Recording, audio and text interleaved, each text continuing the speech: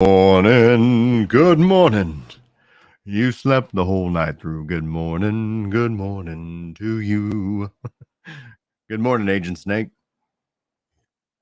As we wait for Chris to get jumped in here, if you guys didn't see his insanely epic stream last night, oh my gosh. Worked a game, chat time of awesomeness.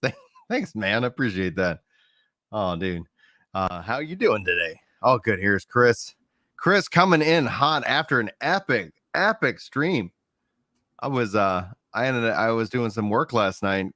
I was like, and just kind of lurking on the stream, and he was rocking the WoW with the drops, which in and of itself is just this insanely awesome kind of system. Especially, I think I don't see who it hurts, but maybe that's a conversation for another day because I know some people complain about it. Good morning, Patrick. How are you today? Boom. How many hours, Chris, were streaming for the drop for WoW? It was just watch 4 hours. That's that's nothing. That's great. Oh my gosh. But they have 4 rounds of drops. 4 rounds of drops? Kind of. So they have a round of drops at the start of pre-patch. Watch 4 hours, get a kite. I was live for 4 hours after the event started last night. But the event didn't start until I was 9 hours into my stream. Yeah. So that meant it was a 13-hour stream. But a lot of us got drops last night. People who'd been hanging out. I'll be back in it today for anybody that needs to round out. But I know that like Zeppel was playing. There's a ton of people, so you don't have to watch people you don't know. There's a ton of people. It's a ton of fun. And then there's going to be a second drop on launch, which is another 4 hours and is phrased like it's everybody who's in the directory playing specifically Dragonflight. So that's going to separate out like the classic streamers. I think there's some allegations of that. Like, I guess Asmongold didn't like what that ended up doing to the total WoW community as a whole, ended up kind of fracturing it. And so like, I don't know, there's some arguments around how that's going to work, but basically that's interesting. Yeah. You play Dragonflight, people watch and they get a mount that like the only way to get that mount was to have the trading card game back in the day. Yeah. And so that trading card, if anybody has a trading card where its code hasn't been redeemed, those are currently valued between like $3,000 to $3,500. Wow. Up until this announcement. And then obviously that price plummeted once people found out, oh, they're about to give that for free. There's another option. We lost you a little bit. Yeah, all my monitors just went dark. Oh, okay. I can still hear you. All my monitors are now blue. And you're back. An error encoded. Encoding error on my OBS. You ever had that happen? Yes, Agent. I have. No, I haven't seen that encoding error, but yes, Agent. I have the Tactics Ogre on Steam, and so I've been playing it on my Steam Deck. So, like, it really also makes me want Ogre Battle. Like, if anybody ever like that, you know how Chris was talking about this like card that's worth like all kind. You know, like Ogre Battle for me is like this priceless gem of an SNES game. I think they eventually re-released it on the PlayStation. But I would love to see, just like with Tactics, like just Final Fantasy Tactics, I'd love to see them actually like do the thing, you know, bring it back. And then Scrag, let me know next time you're streaming, dude, if you're streaming your art stuff, because I can, if nothing else, drop you a lurk at least at a minimum. It was crazy because I was doing extra work last night, and then I was like, oh hell yeah, Chris is still going strong, baby. Still going. So that's exciting. I like the drop system. We've seen, at least from our perspective, we've always here's where it's going to get controversial. Oh, okay, spicy. Okay, so it's phrased like the second drop is everybody. Then it looks like when we get to a couple weeks in, there's going to be a third round of drops that looks like it's going to be a specific list of streamers that you have to do, which is how New World does things. Mm-hmm. So not wildly weird. And in addition to that, there is a phrase that Final Fantasy fans love. Watch your favorite streamers and gift 2 subs to your favorite, and we'll give you a pet, except that they have to be on our approved list. But it's the exact same phrase that Final Fantasy used. Gift to your favorite, unless you're favorite on our list, in which case you are invalid. Your streamer is invalid. Hopefully everybody can look into the mirror and feel a little bit worse today. Yeah. So like, and it's just the phrasing instead of us saying, the thing is though, we want to highlight a handful of the brilliant communities out there. Right. Here's the people who we've done.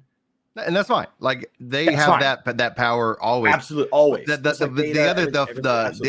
other like side of that coin though, is that like, then you have Destiny. That's like anybody streaming. All you got to do is do the, and so it's like, there is already like precedence within this kind of system that it's like, oh, you can set it up so that it's anybody who's streaming do this. And this is all hooked up. That's how the first couple are. Yeah. And then it's like then it just gets narrow. But it gets narrow and narrow. I don't, and it's just that's pet. their choice. It's a little scarecrow pet, right. And so like it's not the end of the world. It's only gift 2 subs, so like it's not, but it is gift specifically, as opposed to, I believe, the Fat Black Chocobo, your Prime subs to a creator you liked counted, and so it was like 4 months long, and if you gift 5 or something, so like your natural sub renewing or you giving Amazon Prime to that person over and over. Like technically it takes that Prime from who you'd normally give it to. So like that's kind of weird, but it at least says like, hey, you, the consumer, do not have to really be out very much money here. Right. This is straight up. You need to give $10 worth of value to the platform. So like, that's kind of weird. Yeah. You could say, okay, I'm just going to turn off my sub and gift one. Right. Like I always gift. I never purchase for myself. So your first one's covered. But the second one, and it's over like, and it's not that long. So you're gonna have to gift. So it's effectively a $10 pet. Or $12 or whatever it is after the fees. So it's not the end of the world. It's just a pet. There's a lot of exclusive pets in WoW because there's over 1,000 pets. There might be over 2,000 pets now. I don't know. So like the other thing is like in Final Fantasy, it doesn't feel good when they're giving away like the 100th mount. So it's like 1% of all mounts in the game, or 0.5% of all mounts in game. I have 880 unique pets, and I'm a casual. So like, I don't know how many pets somebody like Hazel has, but it's a lot. It's a lot. It's interesting though. Like when I see these things, even despite like any kind of like the word favorite being kind of applied in that, like your favorite, that's a phrase. Well, yeah, your favorite. Like, oh, then 2 words later, of the eligible list. Yeah. Yeah. So I have a list of 20 favorites. Oh, none of those are included. Okay. Excellent. But beyond like that aspect though, it's like when I see people like say like streaming and content create, like when like people continue to discount because the spicy that I hear from the New World community, some people was like, I don't want to spend 4 hours watching somebody play a game. And I'm like, I hate to break it to you, but you don't have to spend any time watching anybody play a game. You can set it and then you can forget it. You can walk away. And it's like, it just kind of tickles me because it's like, I get it. Like, you don't want to watch people play a game, but this is a real industry, and, it's just what it is. Like, it kind of is really fascinating to me because, and list wise, these are examples of it. In my mind, list wise, you look at, you take a list of all of the streamers across whatever countries or demographics you're looking for that have streamed more than 100 hours of WoW in the last 90 days. Yeah.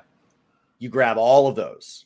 You have your marketing team go out and grab verticals that you think are important. So you go grab like the biggest Final Fantasy streamers, the biggest DSO streamers, because those are growth verticals. Right. Then you take that list and you go look up all their account information because they've all linked their account for drops enabled. And you verify that none of them have received a ban in the last 365 days. And you just scratch all those off because like, why cause drama? Right. And so it's easy to say like, obviously they've done something that broke terms of service. I don't need to investigate the claims. We've got a list of 5,000 names here. There we go. Just scratch those. And then you just ship it. Like maybe there's some push and pull, and like that would not include us. So like it's not an argument of like work to game needs to be included, and I want my no. I would not have met the criteria I just named. Right. Because I haven't spent that much time in the directory in the last 90 days. And he's always getting bans.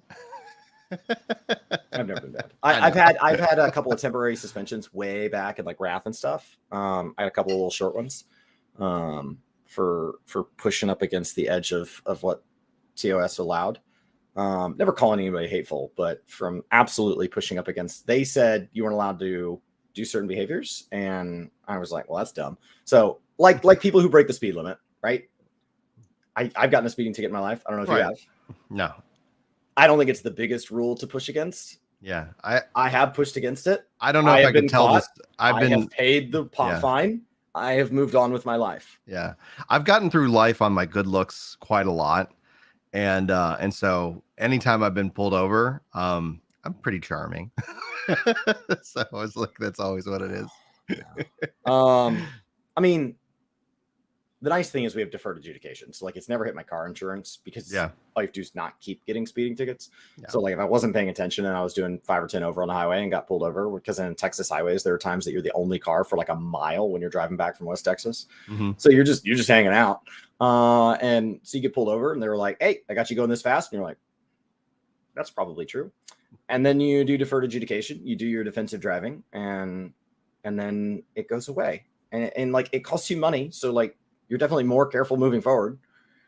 And actually, that's great. Like it's not a big deal. Yeah. It's not the end of the world.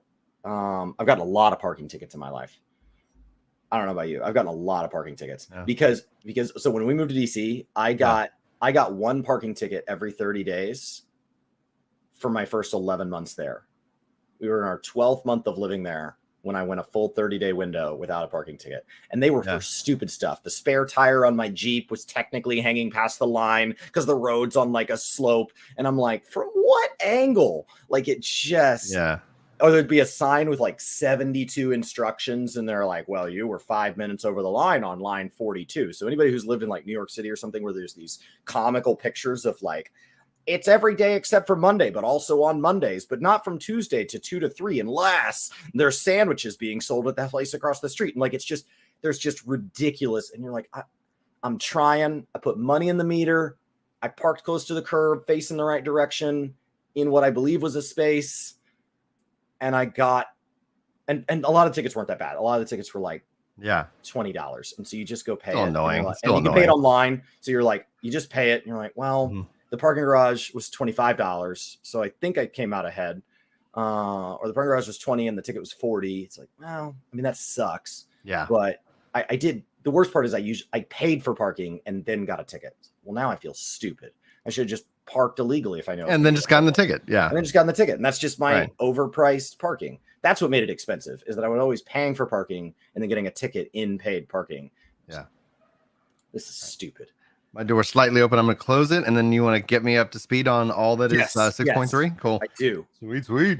I mean, it's so interesting. Like, oh, man. Parking tickets, man.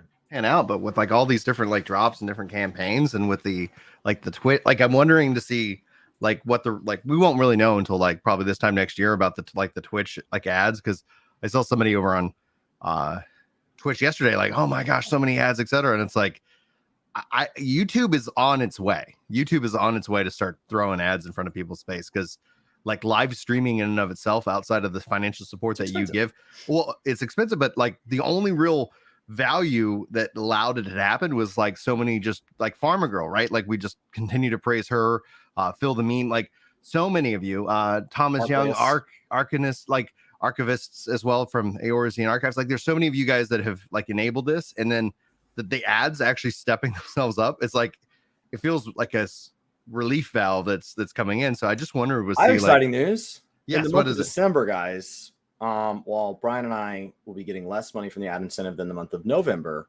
it will not be, because there will not be increased ads. So great news for you guys. It will be the exact same number of ads in December as November. So I know people have seen that number going up and up and up on a lot of channels. Our number's not gone up nearly as much as other people's. I think they're just picking and choosing channels to mess with. So in the A/B test, we've been in the placebo group. But it will not be going up. So I don't know how many that's true across the board. My hours went up again, but they've been going up every single month. They started us really low. They started us like less than we did. So it was like, all right, well, that seems easy. Now we're at the full 190. And so Zeno said 190 is the cap. And so he's been getting 190 every single month. Now we're at the full 190. It will never ask more of us. 190 is not a big deal. We clear 190 pretty regularly. And in a month where we get like a live letter, we blow through it. In a month where we get an expansion launch or a patch launch, we blow through it. In an expansion where there's like a New World Twitch drop, we blow through it. So like And thankfully, as we cover more video games, more MMOs, there's going to be something worth covering every month of the year. So we're going to blow through 190 on Friday, because you're going to get me caught up on 6.3 now. On Friday, I'd like to get you caught up on all the stuff we learned from Blue Protocol's event yesterday. I posted something. I did not watch it. Don't worry about it. But yeah, like I like to get you caught up on that. So guys, we're just going to jump into it. We've been just recording this whole thing because that's how we do. Chris is going to get me caught up on the live letter, what all was announced for patch 6.3. I think there's going to be some basically when it comes down to it, Deep Dungeon. I have to say, like I talked to Chris and we were kind of laughing because he said that he moved his date to the 3rd of January. And then he did tell me that Yoshi P was like, no. So I do know that it's not January 3rd, but it does fall in line to what we've been talking about this whole time, which I think only helps. So I saw some people that were convinced 6.3 was in December. And I was just like, oh, I don't know how to phrase it other than I've got bad news because there's no way this is coming out in December. So we do know early January is kind of the target for this. But I would say, just as somebody who's not playing Final Fantasy 14 right now, I think that makes 2023 a stacked year. Like if you sat down to make, is Final Fantasy 14 worth it in 2023? You're talking 6.3, 6.4, 6.5. Like I don't know how they don't get 3 bangers. And you got the Fan Fest, right? Like it's like when you talk about a stacked year, that's what I'm thinking where 2023. So it kicks off with obviously 6.3, Chris. What did Yoshi P talk about? What did he announce? I'm genuinely curious. Okay, so all they announced as far as the patch date was early January 2023. We know that the second live letter is historically right at around 11 days prior. So once we get the second live letter date, that'll help. If we get a Moogle Tombstone event date, that will help even more because those are historically 29 days out from the patch. So that would be soon. And the patch name is God's Revel, Lands Tremble. Of course, we will be getting new MSQ, new Tataru's Grand Endeavor, new Hildebrand, new Relic. Like that's all stuff you're not shocked by. The new Tribal Quest is the other one they'd confirmed, the Loperites. Yeah. Of course, we've crafting.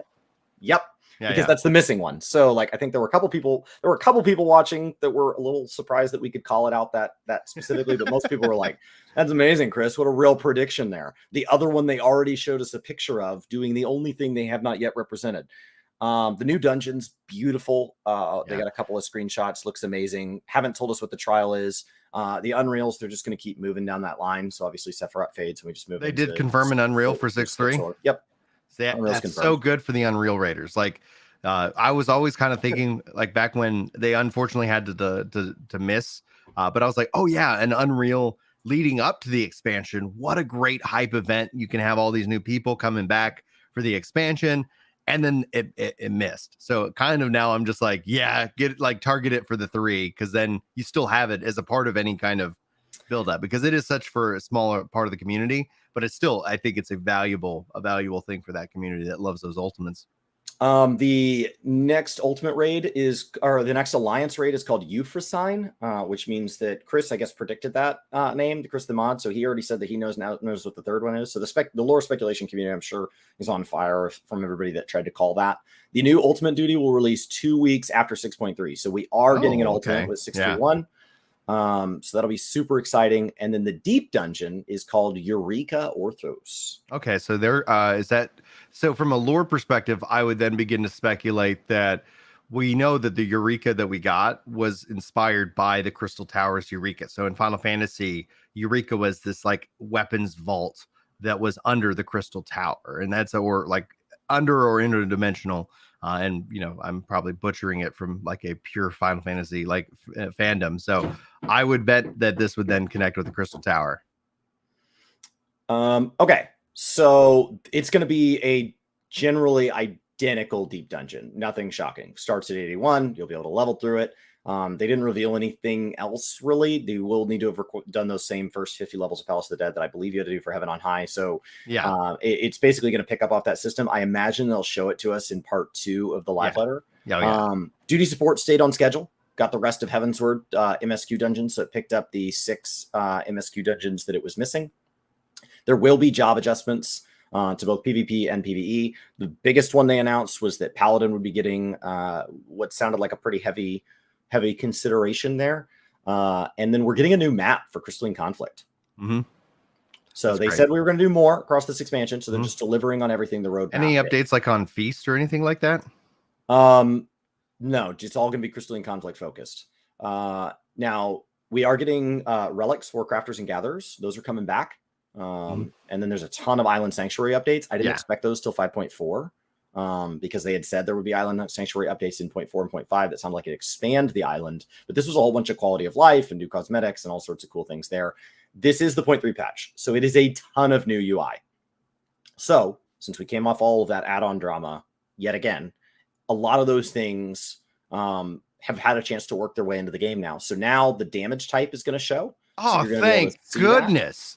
Holy crap. Like that is something where I adore damage type, like in that regards. One of the things that I know they're not going to go and all of a sudden start bringing in elemental weaknesses, etc. But like in terms of that, it's just a nice, helpful bit of information. And you say, is that just in the log or something like that? Battle log and flying text. Oh, flying text too? It's got oh a my little gosh. icon. Oh, dude, like now, so, but we're talking because like there's only 3 damage types, right? We're talking physical, magical, and I don't know why I said unique. 3. Physical, magical, unique. And okay, so, cool. But it's going to be backwards compatible across the entire game. The whole game is rolling out at once. They did say that like there might be some old damage types, like in older content, that it gets it wrong because they just rolled it out across the entire game in one go, as opposed to 2D support. So we used to have piercing, thrusting, blunt, like we used to have those damage types. Yeah. And now it doesn't work quite right. They're just they're saying like be with us. So I assume what's going to happen is in all the upcoming patches, you're going to see down in that bugs fixes category, there's going to be like these 5 encounters damage type was fixed, these 5 damage, and that's just going to be like that for a while till it ripples out and it's all been corrected. Adventure plates go into all types of content now. Dungeons, trials. In alliance raids will only show you your 8 because it's only showing 4 because you don't want to do 24. You're like, yeah, okay, cool. Oh, but they're going up to 8 because we've only seen it up to 5. We've only seen it up to 5. Okay, cool. So they're going up to 8. That appears in the top left, and it's just 4 or 8. Looks great. There's a new UI theme rolling out, UI theme 3. They did not show it because it hasn't finished quality checks yet, so they weren't totally locked in, but it will be there. Super exciting. And then they're expanding on when things can be used. So like fashion accessories are getting used. You can now cast glamours on your retainer dies without pulling it off of them. You can now cast glamours on your own equipment directly from your retainer's inventory. You can now filter items at the Sundry Splendors. So a lot of these just little like extra drag and drops that you were doing that we've always seen kind of go away in the 0.3 patch. This is just another round of those drag and drops, just kind of slowly working their way out of the game because they're not adding to the gameplay. It's just an extra step you take to make your life whenever they've done these quality life in the past, it's so nice that when somebody comes into the game now that like that's going to be something that gets set forward, like for example the partial search like on the markets, like something that you're like to the question of like why is there a checkbox not to have it? You're like, why, of course that is working well, because I remember when they brought something like that in. That's really good to see. That's really good to hear that there's so many things like when that whole add-on gate kind of like just was blowing up. Like I was looking at some UIs that I've never seen, like all the different things that people could do. And I was like, wow, these are gorgeous. Like they can do this with add-ons. I hope that we get to see them do more with just the base game itself, being able to be added in with everything that they're making. Chris, do you know what's not on your, I was using the Gamer Escape summary of it from Chris. Yeah. Thing that Chris didn't grab. Housing update. 6 new regular wards, 6 new subdivisions, total of 1,800 new plots per server being added. I don't know if that will be enough. I don't think it will ever be enough. It's from 24 to 30. Yeah. But still, it'll never be enough. But it's it's continuing to put a band-aid on the situation. Okay. Which is great. The solution is so painful that absolutely. Yeah, that it's like absolutely. I don't think gamers really even would. I mean, the solution, like if Yoshi P sat down and said, okay, guys, here's the thing.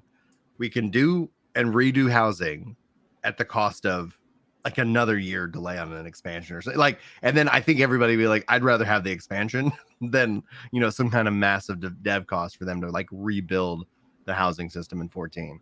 Okay. So with all of that, I think the vast majority of it is not surprising. It is what a 0.3 patch is. Yeah. It is what was outlined in the roadmap back in February. Mm-hmm.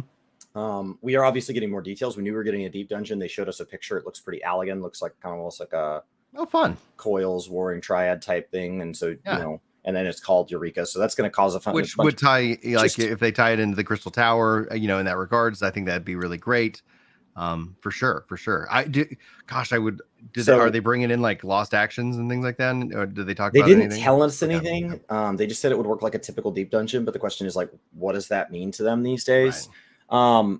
The UI improvements, they said there would be UI improvements, but that's it. It was just a blanket statement. And in the 0.3 patch, we have historically gotten, if you go back to Heaven's Word, we had an entire third live letter going into that patch that was entirely UI focused. So like the 0.3 is when the UI team finally has their feet underneath them from the expansion and has long enough to roll in all the changes people asked for. Yeah. And then they kind of go back into their little dev dungeon and start working on 7.0. So like this is the big one. It doesn't mean we won't get more in 0.4 and 0.5, but like this is the big rollout. If I'm remembering correctly, it's always felt like halfway through the expansion is like, hey, here's all this quality of life for those of you that stick around, that it makes a difference to. The people who just come in and play the MSQ and won't come back until there's enough MSQ to come back. Dragging and dropping things from their retainer to cast glamour is not a big pain point. Like, yeah, they're aware of it, but it's not something they're frustrated with. This is for those of you that stay here day in and day out, that this is going to affect. These little battle damage numbers, you're talking about the top end community that also doesn't want to use add-ons. Like that's a really specific group. That's not already currently using add-ons, etc. Yeah. Because the community's found a way around this. It's not. This it's really not does. It also helps though the console player, right? That it's like, okay, yeah, I'm coming, but we have somebody helping to parse, etc. over here. I'm on PlayStation 5. Like that also would help them out because then they can help get educated more on the damage type because there are skills that, hey, this mitigates more magical damage versus physical damage, etc. So the surprises for me were they had not confirmed we were going to get crafting and gathering tools again, or if that was going to be a one-off. Oh, like the Sky Seal. And so crafters and gatherers, in my opinion, have felt like they've been just handed like enough. Like you don't have the right to complain because you've gotten everything that's expected. But last expansion, there was so much effort put into them. And this expansion, they wanted to put all this effort into PvP. And so it's like, I guess there's one favorite side content child per expansion. Like it just felt like we're not getting the amount of attention we got last expansion, which was something I said when they made crafting and gathering simpler. That only feels good as long as you get a lot of content with it. Otherwise, it's going to feel like they took something away. And during the expansion where they added a bunch of stuff, I got a lot of pushback from that. Like, you're just being selfish. And then we got into this expansion, and I have seen other people come and go, oh, yeah. Wow. So without the content, crafting and gathering feels kind of flat this time. Yeah. So this hopefully really adds something back to that. I've been finding extra value by going back and like getting all the old leave achievements I never had, and like so I'm just like using but that's the exact same thing that you've done in other games as well. Like classic, that's not a renewable. But that's something that you specifically enjoy, which is great because you're like, oh, a game that gives me avenues into the things that I might not have been interested in 5 years ago, but I can still go and hunt that. Like you're like you're all the things on WoW, and the fact that you've also discovered these websites. For 14 that are tracking these percentages. What are you in the top 50,000 Final Fantasy 14 players? I keep bouncing around it. I think I'm at like 50,600 right now. So I keep bouncing around number 50,000. I've got some big achievements on the way as I start to maybe start gearing up for some relics and things like that. So that'll hopefully kind of knock some numbers off. But those other pesky people around 50,000, they're also actively playing. So we keep bouncing around. But I'm jumping games. Like I spent 4 hours in World of Warcraft yesterday. I tried to go break some legs, but that only give him more time to play the game. Yeah. Oh, I got injured, and I guess what am I going to do now? I'm going to play. It's letting a dog chew on their Ethernet cables that really helps me out. So, like all in all, I think 0.3 looks amazing. I think it looks like it has something at 0.3, something at 0.31, something at 0.35. Some of that could end up sliding out into like a 0.38 or something like that. So it's got plenty to get us through 0.4. It takes us through kind of that New Year's time, which some people in chat said that like the New Year's holiday in Japan can like federally can extend to where like workers don't come back until after the 3rd, which is why he may be saying can't launch a patch on the 3rd. He'll come in and do a live letter on vacation days. Yoshi P doesn't care.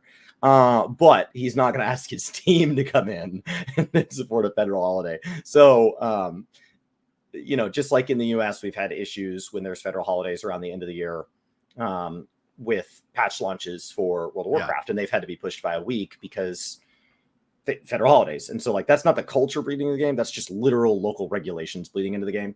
And that's fine. And so like, I think it's well paced. It kicks us back out to where like, I think we're looking at an early 2024 launch for 7.0. It means that we're probably going into FanFest spring pretty close to the 0.45 patch. So I think everything feels good. Yeah, I would say spring would really be the best time to launch, because one of the things we're seeing historically within gaming, weirdly enough, is that February has become a monolith for other games as well. Yep. So you like targeting April, May, and then ads early are May. cheap. Everybody's money's recovered from the holidays. They've already beaten all the games that had to clamor over who got to be in the stocking. And then shifted into the early of the year. Like you could end up sitting here and just like crushing in terms of time. And then all of a sudden you start what we were talking about at the top of the show. Then you start marketing campaigns with like Twitch drops and things like that. You go into the summer where you got a lot of content. People are like catching up. You know, it ends up being like Yoshi P one. That's where he wants to launch. The game's stable. Let's do a second marketing push. Yeah. Yep. Oh yeah, absolutely. So absolutely. You know, and so that ends up being something where it's like, I think that's what Yoshi P wants. He did not want to launch in the winter, and he's like, I don't want to launch in the winter again. So this sets them up, I think, for a strong 2024. It is a big ask though. Like that's why I was like, 2023 is going to be a strong year, because you're talking about 3 major patches, a 2 fan fests, excuse me. And so you're going to have a lot of momentum going into this year. But for those anybody expecting the expansion in 2023, like, no, set your mind sight for May 2024. And if it's earlier, cool, you know, like in that regards. But that in and of itself is going to be really interesting, because now we also talk about like other things that are going to kind of stack up against it. We do know the Blue Protocol, spring 2023 in Japan. We don't have a global release date yet specifically for that. But then I keep telling people Ashes is 2025 easy. I don't see it coming sooner than that, but I would love to be wrong. I could see maybe 2024, but that's going to be a different game entirely. I would say, like, out of everything you told me, I'm so happy that they're adding another map to Crystalline Conflict. Yeah. I think that in and of itself is like, yes, keep investing in that. It's in like it's in the Stormblood main city. It's like a Kugane map. Oh, awesome. I'm hoping they like drop gold, and if you pick up the gold, you get a buff. And if you don't pick up the gold, like the tiger comes and just kills anybody that tries to. Gotcha. Exactly. There's so many great like just theme sets and like when you just think about just materials and design like that the game can draw from, which would be beautiful. It's one of the things that I know within the feast was frustrating. At first, it seemed like they were going to roll out some maps, and then all of a sudden it's like, and then you ended up, I think, with 3, you know. It's like, so I would love to see also some kind of news on Feast. I'd love to hear some you know, we'll probably see, and this more is probably a patch notes thing that they'll end up doing when it comes down to like adjustments to front lines, adjustments to rival wings, you know, like, because the new PvP system like is so solid, but like it was phrased as like PvP adjustments, so it was super loose because it's a part 1, and in part 2 they might give some examples of what the changes are, but that's a patch notes thing. Yes. So, okay. So you're wrapping up the last of your controller guides, and then you're going to go take a break. If you ever felt the game did so many things that as I was telling you about it, it felt like I kind of want back in, which is where that word you and I use, invitation. It's something that when I was playing WoW last night, there were a lot of people that go, this makes me want to play WoW again. That's the invitation. That's the invitation. Come back. Not a gilded thing in the mail signed by Yoshi P on golden parchment. Like it's just literally I watched FanFest. My friends are really excited about it. I think I'm going to download it. Like that's the invitation. So if you ever felt that you wanted to come back to the game, what about 6.3 would you go back for? And you're like, I missed that and I want it. Obviously, the MSQ, whether or not you want it, like that's mandatory. Well, and this, like, I'm not trying to be a downer or a negative. I'm not trying to be a downer or a negative Nancy, because it's like I don't want to sit here and just like say like no Final Fantasy is like it's a mid patch, right? Well, I'm saying like for me, I think the most important thing being that I've been and covered this game for so long that doing 6.3, it would just feel like I'm just kind of like kicking the can down the street. For me, what I said and what I continue to say is like, let's say Maddie comes up and she's like, you know what, Dad, I want to play Final Fantasy with you. Like the answer is an easy yes. Like it's not like a hold off, but what would make it a easy roadmap back in to kind of like say, yeah, let's go and like play 7.3. You and I are looking at if they brought in hybrid trust, like where like if it was just like me and Maddie, and then I could take in two like when you start looking at kind of, and this is more of a system change.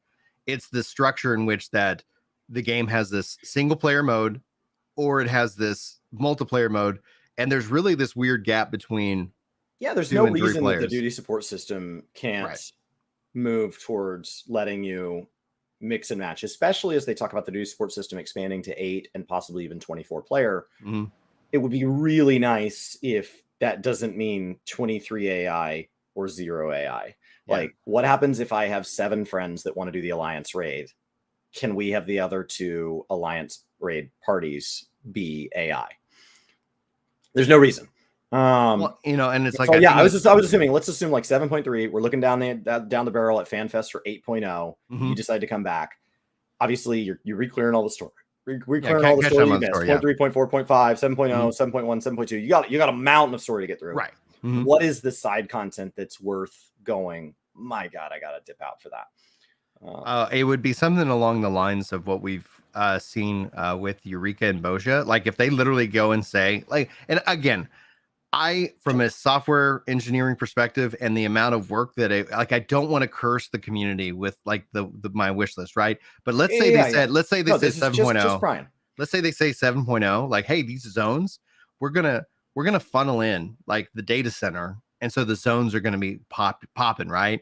And then we're gonna bring in like the battle content that they have, like in Bosia. So there's nothing in this list that excites you. We're just talking about like, and again, that's fine. For those, there are people who are like, I love that was Deep my Dungeon. question. Is I'm there glad anything in point 3 that specifically is like, wow, that's so cool? And I'm glad every patch patch is like that. That's why we have odds and evens. There are people that feel really passionate about even numbered patches. There are people that feel really passionate about odd numbered patches. Obviously, there's those of us that like a little of something from every patch, and the patches all have something from like Island Sanctuary to Ultimate and a bunch of crap in between. So there's, and so that's great. That was my only question: is there anything in the 0.3 that you're like, that's one of those things I always look forward to in an expansion? For me, like the crafting and gathering tools, I'm really looking forward to. Yeah, traditionally the 0.3, like historically, was always the whether I did them now or did them conclusion later, of the expansion, though. Like it would have been 0.3 usually is the conclusion, and so traditionally that's where you end up seeing the most frustration within the community, because technically that's like, oh yeah, that wrapped up, Shadowbringers, that wrapped up Endwalkers. So you end up seeing a lot of people during 0.3 going like, oh, I don't know really what's next. So from a story narrative perspective, they're obviously building towards something. So the story in and of itself is fascinating, but honestly, I've really been enjoying like playing Bravery Default. I'm really enjoying Tactics Ogre. Like there's like these things. I'm like, you know what? I'm gonna go. People that are still playing other games. Those, yeah. Zeppel's been playing Guild Wars 2. She was on WoW yesterday. Haps was in Harvestella and is in Tactics Ogre today. Like, people have been playing other games. So like even people that are actively playing 14, 0.3 is a great patch to aggressively dive in and bite off an ultimate or whatever, but also skip. Like 0.3 is a wildly optional patch. Yeah. So if you want it, there is a lot of meat on the bone. And if you're like, I don't want to feel obligated, you're not. It's going to be 3 or 4 hours of story. You could do that story the 3 or 4 hours before 0.4, before you do the 0.4 stuff. And then that's it. There's going to be one dungeon in there. It's not going to be hard. So like there's nothing in there that's mandatory. The deep dungeon will be there to stay. The Island Sanctuary changes will be there to stay. The UI changes are there to stay. The crafting and gathering relics will be there to stay. And if anything, will only get easier once Trained Eye kicks in next expansion. Like there is nothing about 0.3 that says you have to do it now. It's all permanent additions to the game that don't feel really seasonal, with the exception of the Unreal and the PvP season. And those really aren't worth playing a game you're not enjoying. So like what I love about the 0.3 and what I've always enjoyed about the 0.3 is, especially like the story ended and the 0.4 patch, is it feels like the only people playing Final Fantasy 14 are the people that want to. So the community shrinks way down and you're just in the room with the people who also want to be in the room, because there's nobody there that feels obligated. They've all cleared all their obligated stuff. Yeah. They've gotten their value for the expansion. And it feels like the 0.3 patch really, and you and I have Video numbers have traditionally kind of slowed down until FanFest kind of starts kicking them back in the other direction. Just the whole community feels like it just gets tighter. We know who we're playing with. You're setting up little groups to do map parties every week. And like, I've loved that about the 0.3. I also love the big hype where I'm just in a giant crowded room, like a stadium, everybody's cheering looking for the next big thing. Yeah. They're just different. They're just different. They don't want points in jobs, expansion's life cycle. And the 0.3 has historically always been that point that like, I felt that the game gets a little more intimate because people like you that are saying, none of this really appeals to me. You don't like bring negativity in the game. Like, it doesn't appeal to me, but I'm doing it anyway. You take a break.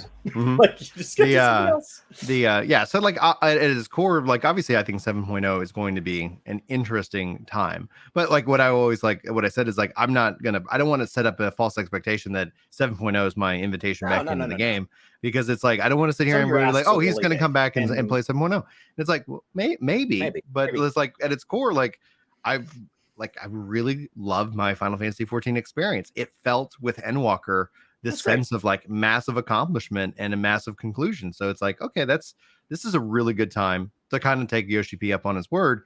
And I just don't want to sit here and say, I'll be back at this point in time, because then it's going to feel forced, right? Like I want to have that moment of like, oh, I cannot wait for this game to finish updating, because I cannot wait to step in and kind of experience everything. Kind of like what the majority of people who experience Final Fantasy 14 get to experience it with, right?